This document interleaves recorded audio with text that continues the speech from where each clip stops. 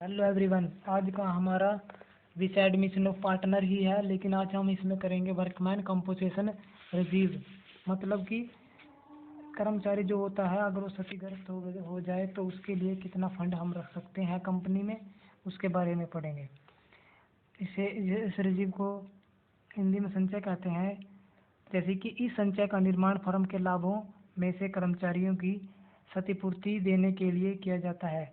जब संचयदार प्रवेश के समय इसका लेखांकन निम्न प्रकार से किया जाता है। हमारा चैप्टर तो है एडमिशन ऑफ ए पार्टनर, लेकिन आज हम उसमें करेंगे वर्कमैन कंपोजिशन रिसीव, यानी कि कितना कर्मचारियों की क्षतिपूर्ति के लिए क्लेम दिया जाता है।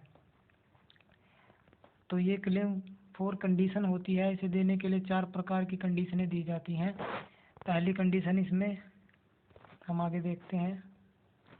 पहली कंडीशन ये है इसकी, if there is no claim for compensation of employee damage, यानी कि यदि कर्मचारी क्षतिपूर्ति का कोई क्लेम नहीं है,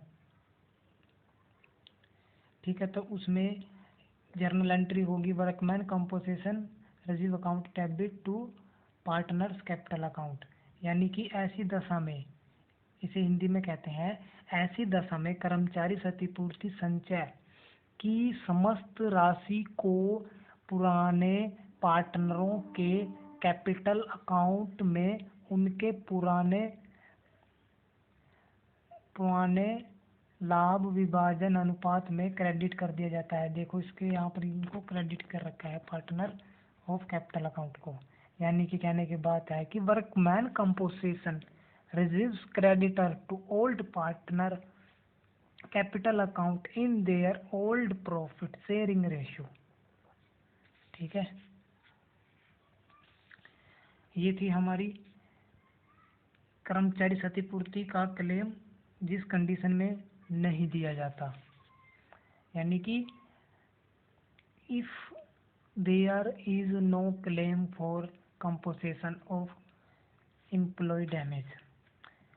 और दूसरा हमारा है इसका पॉइंट, 4 पॉइंट है इसके। दूसरा पॉइंट है if the amount of the employee compensation claim is less than the employee compensation accrual या reserve.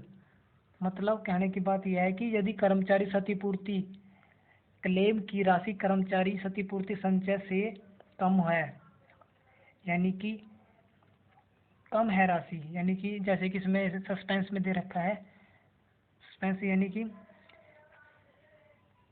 Workman compensation reserve is 40,000, यानी कि 5,000, 15,000 का क्या है, कर्मचारी क्षतिपूर्ति है 50,000 की। ठीक है, और कर्मचारी क्लेम कितने का है, 20,000 का। ठीक है, तो इसकी एंट्री कैसे होगी, वर्कमैन कंपोजिशन रिजर्व अकाउंट 50,000 ये डेबिट हो जाएगा, और जो ये क्रेडिट हो जाएगा ये है to provision for workmen compensation claims account 20,000। ठीक है, यानी कि इसमें क्या आएगा, जो पार्टनर है, ओल्ड पार्टनर है, उसकी कैपिटल के खाते में उसके पुराने जो लाभ विभाजन अनुपात है उसको क्रेडिट कर दिया जाएगा। यहाँ पर इसे क्रेडिट कर दिया टू पार्टनर्स कैपिटल अकाउंट 30, तो यहाँ पर क्रेडिट और उसके बाद ये डेबिट। इस प्रकार हमने इनका बराबर कर दिया। अगली तीसरा दावा है इसका, यानी कि तीसरी कंडीशन है इसकी।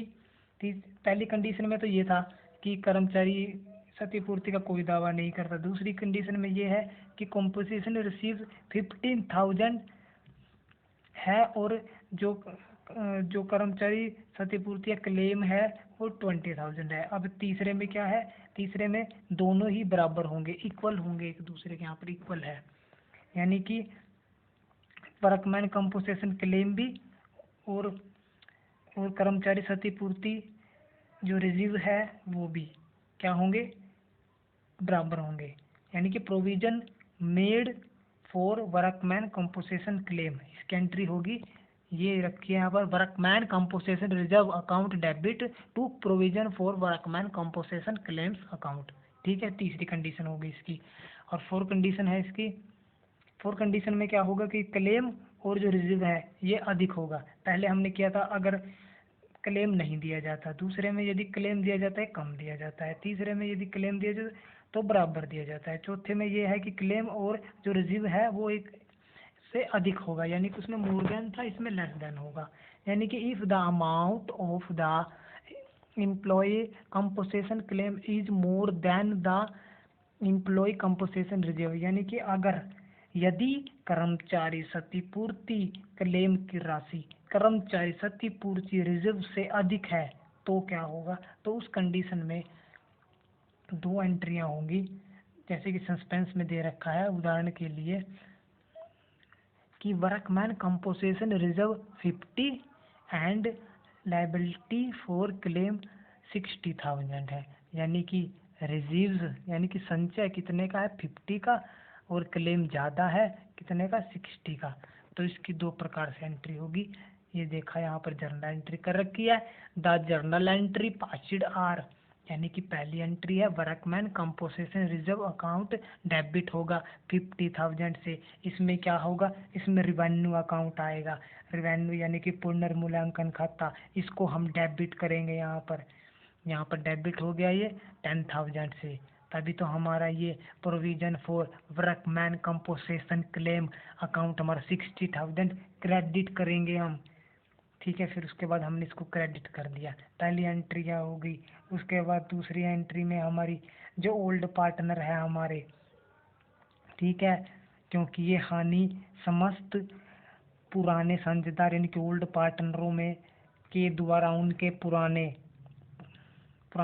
लाभ विभाजन अनुपात में सहन किया जाएगा। तो उसकी एंट्री ये होगी partners capital account to revaluation account 10,000 debit होगा और रिवैल्यूएशन अकाउंट 10,000 क्रेडिट होगा। ठीक है, तो एडमिशन ऑफ पार्टनर में आज हमने वर्कमैन कंपोसेशन रिजर्व किया है कि रिजर्व का क्लेम अगर नहीं दिया जाता तो उसकी एंट्री क्या है। अगर क्लेम और रिजर्व से कम है तो उस प्रकार क्या एंट्री होगी। और तीसरी में यदि वर्कमैन कंपोसेशन क्लेम और रिजर्व से कम है तो क्या होगा। अगर वर्कमैन कंपोसेशन क्लेम रिजर्व के बराबर है तो उस कंडीशन में कौन सी एंट्री होगी।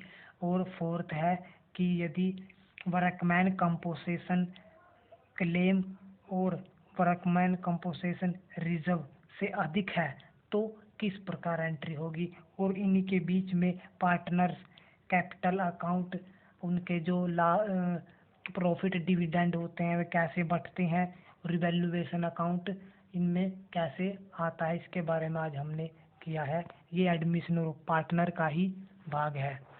आज के लिए इतना ही, धन्यवाद।